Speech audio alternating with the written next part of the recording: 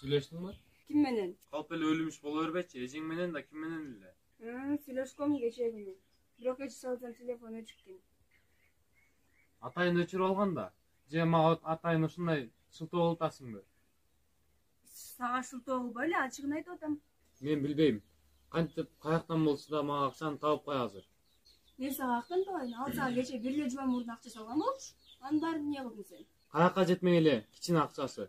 Кичине акча саламын деп көтөрбөйбү көбүрөөк кылып. Алар да ал жакта ойноп жүргөн жок да. Кыйналып акча табышып атса, бул жакта алар карызын төлөп атат, бизге салып атат. Кайсыл жакка жетишси? Анын ордуна мен квартирант алып койсом да ноунда жашамакмын. Акырын сүйлөйсүңбү? Тигиси кызы угуп калса азыр эмне болот? Кое берсин. Ата энесине барып жеткирсин. Акча керек болгондо эле аңкылдап чыга каласың да. Акча керекпи? Бар анда өзүң чыгып иште. Бар чыгып жумуштап. Акчаң төнгөн кезде эле акча сурап каласың да. Бардыгын жаманатты кылып.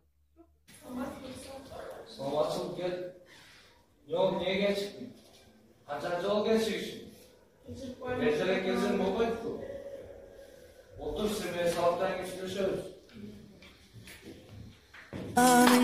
Görünüp çarptı düştü deyip göz arlap yolun karadım. Görgün bir günüm kursunçu ata bir üley jetim balanım ata bir üley